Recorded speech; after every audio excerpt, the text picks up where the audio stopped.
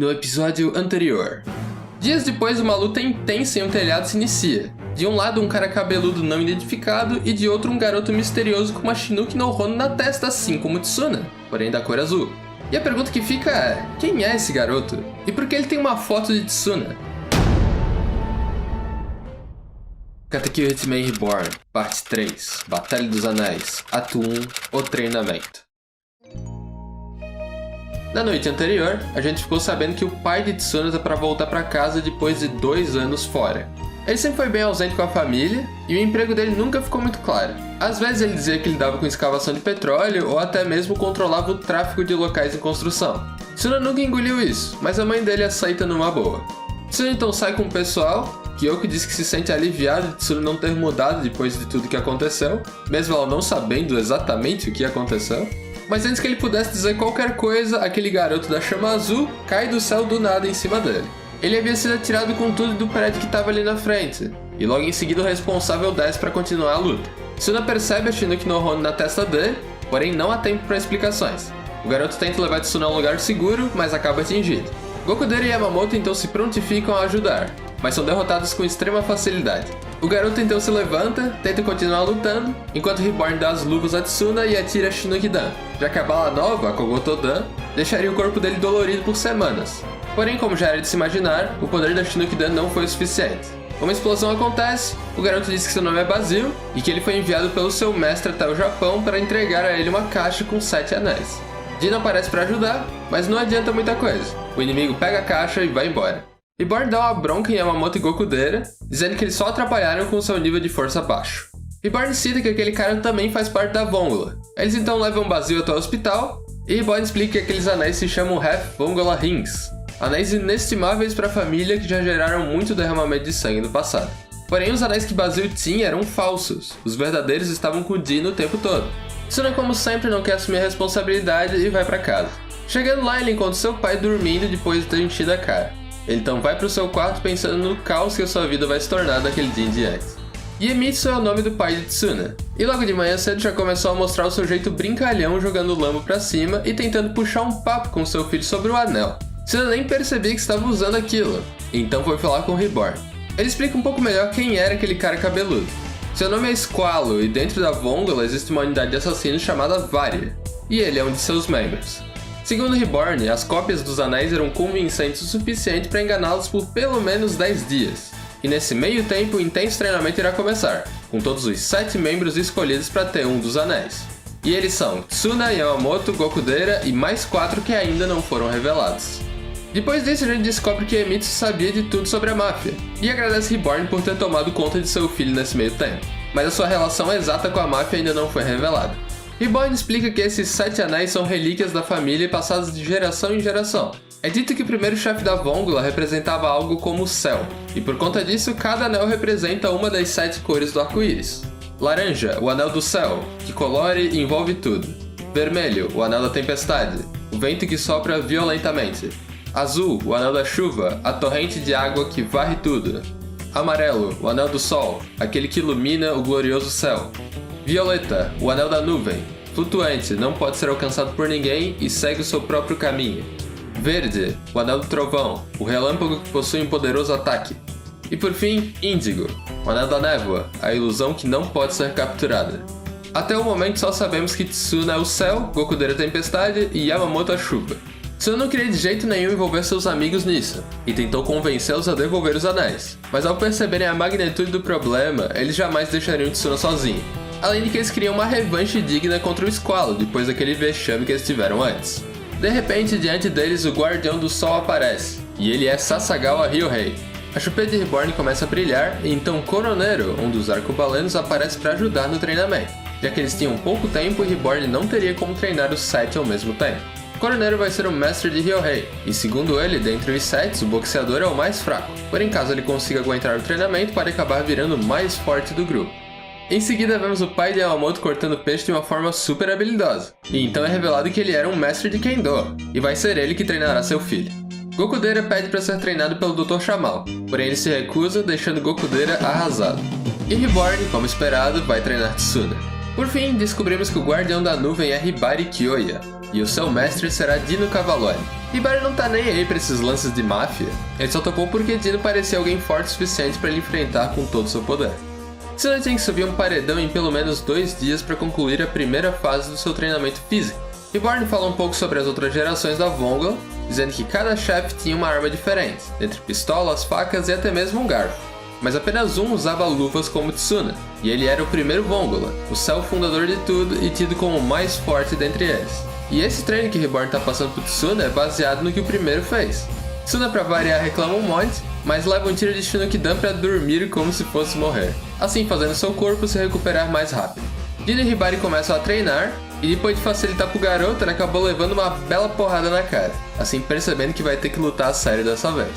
Enquanto isso, o pai de Yamamoto leva ele pro dojo para lhe passar suas técnicas. Mas antes de tudo, ele quis deixar claro que a espada para ele é tão importante quanto o beisebol pro Yamamoto. O treinamento de Ryohei é o mais estranho deles. Nele, os dois ficam apenas deitados no chão. Ryohei até questiona o coroneiro sobre isso, mas o bebê retruca dizendo que é disso que ele precisa naquele momento. Então ele obedece. Haru aparece do nada para trazer umas coisas pro Tsuna e comenta que viu o Goku dele treinando no caminho, mas ele tava sem mestre nenhum e todo machucado. Reborn comenta que o Shamal deve ter recusado a proposta dele, então Tsuna pede pra ir até lá. Enquanto isso, Goku Dera começa a se lembrar do seu passado. E é aí que a gente descobre que quem ensinou ele a usar as dinamites foi o próprio Shamal. Essa história é muito interessante, porque inicialmente o Goku Dera queria aprender a usar o tridente mosquito, mas Shamal bola esse lance das dinamites pro garoto criar o próprio estilo, já que até mesmo o corte de cabelo deles é idêntico. Goku Dera detesta a ideia de armas de meio alcance, mas depois que Shamal acerta vários aviões de papéis ao mesmo tempo com elas, o garoto fica encantado. Mas até hoje ele jamais conseguiu reproduzir aquela técnica, e era isso que ele estava tentando aprender sozinho. Tsuna encontra Goku Dera, porém antes de chegar lá ele descobre que Shamal estava observando o tempo todo, mas ele não foi ajudar porque queria que Goku Dera percebesse algo importante sozinho. Depois de uma enorme explosão, Goku Dera se salva caindo em um buraco feito pelo pai de Tsuna, e sem se identificar para Goku Dera, ele diz algo muito importante. Existem pessoas que se machucam e outras que querem ajudar. Para essas, ver alguém que elas valorizam definhando sozinhas é a pior coisa que tem. Como se pode proteger alguém que não consegue proteger a si mesmo? Depois de dizer isso, Iemitsu parte, e Goku Dera teve mais uma memória do passado. Nela ele aparece feliz após ter amedrontado seus inimigos com as suas dinamites, mas em compensação ele estava todo arrebentado. Daquele dia em diante, Shamal disse que não o treinaria mais, até que ele percebesse uma coisa muito importante. E só depois do monólogo do pai de Tsuna que ele finalmente entendeu o que ele não via, que era a importância da própria vida. Em seguida, Tsuna vai até ele, Goku Dera se envergonha, e Shamal finalmente aceita treiná-lo, mas diz que se o vir fazendo algo imprudente assim de novo, ele mesmo o matará. Tsuna fica se perguntando por que seu pai estava ali, mas quando ele chega em casa para perguntar, ele já estava dormindo. Enquanto isso, Yamamoto simplesmente não consegue acompanhar os movimentos do pai. E então o pai dele disse que se ele queria aprender só por diversão, que fosse treinar com outra pessoa. Yamamoto então tenta dar um golpe sério, mas é atacado por trás, e questiona o movimento do pai. Ele responde dizendo que no campo de batalha não tem essa de justo e injusto, e que as técnicas que ele vai ensinar a ele são de um estilo assassino chamado Shiguri Soen Ryu. No outro dia, Tsuna finalmente consegue escalar o paredão e lá em cima, Basil e Reborn estavam esperando. A segunda fase do treinamento seria nocautear o Basil, estando no Shinuki Mode. Diferente de Tsuna, Basil usa uma pílula especial chamada Shinuki Gun para ativar o modo ao invés de ser baleado. O efeito é o mesmo, só que um pouco menos potente. Sem tempo de reagir, Tsuna é atingido por Basil. Reborn diz que sem o treinamento anterior, só essa porradinha aí já teria matado ele. E em seguida equilibra as coisas atirando o Shinuki Den de Tsuna. A ideia do treinamento é focar no espírito dele, para que assim ele consiga usar o Hyper Shinuki Mode sem se desgastar tanto, além de no processo acabar aprendendo uma técnica especial do primeiro Vongola. Paralelo a isso, o coroneiro faz um rombo no chão atirando com seu rifle, e então pede para o Ryohei fazer o mesmo com uma pedra enorme ali na frente, porém apenas com seus punhos. O boxeador não entende nada e acha que o bebê ficou maluco de vez. Mas aí então ele explica que Ryohei possui células especiais que conseguem concentrar uma enorme quantidade de energia, e o bebê então propõe atirar uma bala especial no próprio Ryohei para fazer ele entender melhor, já que na visão dele, Ryohei entenderia melhor com o seu corpo do que com a cabeça. Ele topa e após levar esse tirambaço, ele entende o que ele queria dizer, então soca a pedra com tudo e a pulveriza. Enquanto isso, na Itália, a Varia comemora o sucesso da missão de Squalo, já que com os Rap Vongola Rings em sua posse, o nono chefe da Vongola poderia aceitá-los como os novos chefes da família. Porém, como a gente já bem sabe, os anéis eram falsos. Então agora eles estão indo para o Japão resolver isso, muito antes do que o Reborn antecipava.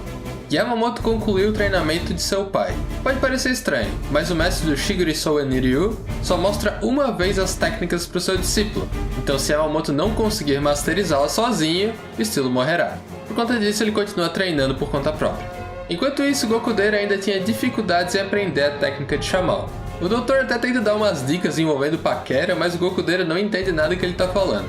Em 5 dias de treinamento, Tsuna já melhorou bastante seu espírito, e graças a uma chave de pedra e uma cabeçada, conseguiu derrotar Bazil.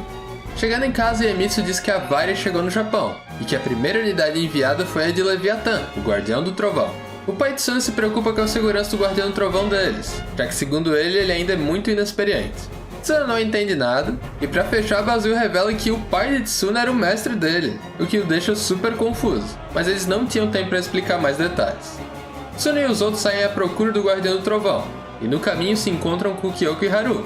Elas acabaram se perdendo de Futa, Lambo e Pin, e estão preocupadas com eles. Tsuna acha que não é nada demais, porém em seguida descobre que Lambo é o Guardião do Trovão deles. E para piorar, o time de Levi já havia encontrado os três. Tsuna fica inconformado com isso, e questiona Reborn sobre a idade de Lambo e o fato dele já fazer parte de outra família da máfia.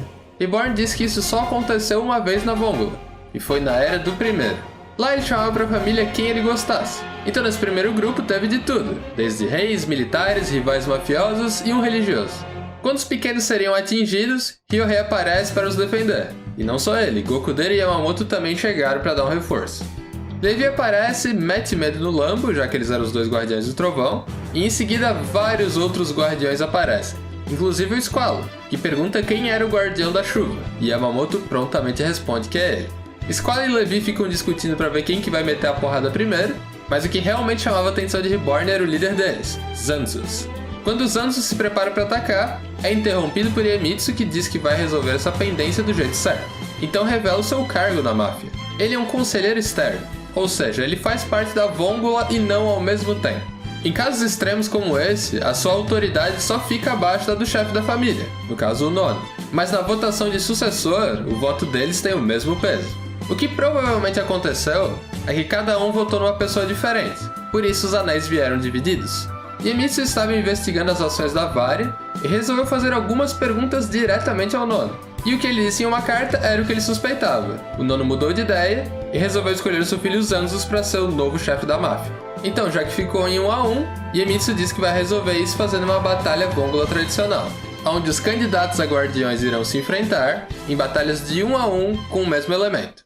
As juízas então aparecem. Elas fazem parte de uma organização chamada Cervelo e foram enviadas pelo próprio nono para organizarem essa disputa.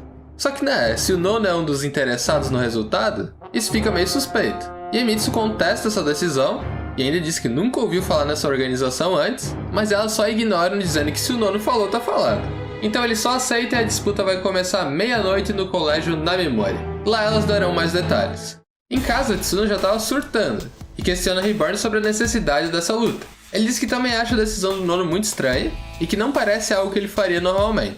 Tsuna também o questiona sobre por que eles não poderiam simplesmente entregar os anéis, já que o Tsuna não quer ser o próximo chefe de qualquer forma. Reborn responde que se Tsuna fizesse isso, seria morto do mesmo jeito, porque Zanzus não deixaria um possível rival andando por aí. Sem ânimo nenhum para treinar, Reborn diz para Tsuna esfriar a cabeça na escola junto de seus amigos.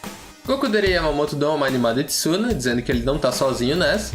E na escola, Kyoko vem até Tsuna perguntar se ela sabia o que estava acontecendo com o Ryohei, já que ele estava agindo meio estranho e Coroneiro apareceu lá do nada. Quando Tsuna vai contar a verdade pra ela, Ryohei aparece dizendo que ele estava treinando para um torneio de sumô junto com o pessoal. Ela fica meio confusa, mas engole a desculpa dele. Ryohei puxa Tsuna para um canto e começa a explicar o porquê dessas mentiras. Essa cicatriz que ele tem na sobrancelha aconteceu no fundamental. Lá uns alunos do ensino médio pediram para Kyoko chamar o irmão dela, porém era uma armadilha. Eles não gostavam dele e então o espancaram. Ela até hoje se culpa pelo que aconteceu, e por isso ele prefere esconder essas coisas perigosas dela. Em casa, Tsuna reclama sobre tudo isso mais uma vez com Reborn, então ele diz que Iemitsu não escolheu seu filho para ser o sucessor só para salvar sua pele. Ele fez isso porque acha que seu filho é realmente digno para ser o novo chefe. Chegando na escola, a ordem das lutas foi decidida, e a primeira será entre os Guardiões do Sol. Cada batalha acontecerá em uma arena diferente baseada no perfil dos desafiantes. Para essa batalha, a arena escolhida foi um ringue de boxe, o que deixa Ryohei bem animado. Eles então se juntam em uma rodinha e ele mesmo grita "Ryohei, fight!", enquanto que do outro lado a Varia só ficou discutindo entre eles mesmos. Dentro do ringue a gente descobre que Luxuria é o guardião da Varia. Ele é um cara bem peculiar e ficou todo animadinho dizendo que Ryohei fazia o seu tipo, mas o boxeador não entende nada e só ignora. Depois ele revela que seu estilo de luta é o Muay Thai, e ainda por cima dá aquela rebaixada básica no boxe. Quando a luta começa, os refletores ficam absurdamente fortes, impossibilitando que se enxergasse qualquer coisa. Só que tem um detalhe muito importante aí: Luxuria usa óculos escuros, então ele consegue enxergar tranquilamente nessa situação, enquanto Ryohei não, o que faz ele tomar uma surra. Depois de espancar Ryohei, Luxuria revela que o seu tipo favorito é gelado, deteriorado e imóvel, ou seja, morto. Isso foi uma provocação desde o começo, como quem diz que o oponente é tão fraco a ponto de ser morto facilmente. Ryohei o escuta e acerta um golpe, mas não causa muito dano. E quando tenta dar um segundo, Luxuria é mais esperto e dá uma joelhada na mão dele. Detalhe que ele estava usando uma joelheira de ferro, o que acaba moendo o braço esquerdo dele. Nesse momento, Coroneiro aparece e diz para ele mostrar sua verdadeira força, o seu braço direito, já que até agora ele só estava usando o esquerdo para deixar o outro descansando e acumulando energia. O problema é que Luxuria é muito rápido e o atinge com facilidade, mas em um momento de deslize ele o acerta em cheio, porém aguenta o tranco. Só que o soco não servia só para isso. O que ele queria na verdade era destruir os refletores, o que consegue fazer por conta da cristalização do sal formado no seu suor. E é agora que a batalha de verdade começa. Luxuria não se impressiona muito com isso e até rebate o suor de Ryohei com seus punhos para destruir os outros refletores. Reborn explica que esse grau absurdo de habilidade é conhecido como Varia Quality, já que para fazer parte desse grupo de assassinos você tem que ser bom o suficiente para sobreviver a esse tipo de missão impossível. Depois disso, Ryohei tenta acertar o joelho de Luxuria com seu braço direito, porém não teve poder suficiente. E para piorar, o Coroneiro disse que ele usou até 90% do seu poder naquele golpe. Kyoko aparece no meio da bagunça porque estava à procura de Coroneiro e o pai de Tsuna levou ela até lá. Ela pede para seu irmão parar de lutar porque estava preocupado, mas Ryohei responde dizendo que ele não vai perder. E graças a esse sentimento, Ryohei atinge o seu 100% e esfarela o joelho do adversário. Depois desse golpe avassalador, Luxuria diz que consegue continuar lutando apenas com uma perna, porém em seguida é fuzilado por trás pelo seu próprio companheiro de equipe, o assistente do chefe Gola Mosca. Reborn diz que para eles, fracos não são tolerados, então ele foi eliminado assim que passou vergonha na frente do seu time. Graças a isso, Ryohei vence a primeira batalha e ganha o Anel do Sol, e a próxima será entre os Guardiões do Trovão. Que eu questiono Ryohei sobre tudo aquilo, mas a desculpa do sumo foi utilizada mais uma vez. Depois de ver a luta de Ryohei, Tsuna fica ainda mais preocupado com Lambo. E para botar mais pilha ainda, Reborn diz que Levi, o adversário dele, é conhecido por não ser misericordioso, matando mulheres e crianças se for necessário. Em casa, Tsuna acaba dando de cara com o Lambo do futuro que apareceu por lá sem querer. Então ele comenta que recebeu um bilhete quando veio pra cá, junto do Anel Vongola e um par de chifres estranhamente familiares, mas que ele não sabia de quem eram. Lambo também comenta com Tsuna que ele é provavelmente um Lambo de um universo paralelo, já que na linha do tempo dele, a Batalha dos Anéis nunca aconteceu. Porém, caso o Lambo desse universo morra, a sua existência pode acabar deixando de existir também. Porém, mesmo assim, ele não queria ter que lutar no lugar do mais novo por ser um medroso. Então pede para Tsuna avisar ele para não usar a bazuca. No dia da luta, Yamamoto tenta tranquilizar Tsuna dizendo que se algo acontecer, eles podem intervir. Mas as juízas dizem que não. Qualquer interferência que for feita, a pessoa será desclassificada. A arena dessa vez fica no telhado da escola, cheia de para-raios que distribuem a descarga elétrica entre algumas partes do chão. Lambo por algum motivo fica mega empolgado com o desafio e já parte pra lá, mas acaba deixando seus chifres caírem. Goku dele então pega e escreve Vaca Estúpida, pra assim saber que era dele. O grupinho então se reúne em um círculo de novo e gritam um Lambo Fight. Tsuna chega nele e fala que se ele não quiser lutar, ele não precisa, e que ele acha muito errado toda essa ideia da disputa. Lambo, como uma criança presunçosa, ignora tudo que ele tá falando. Tsuna então desiste de convencer ele, mas entrega aqueles chifres do Lambo do futuro.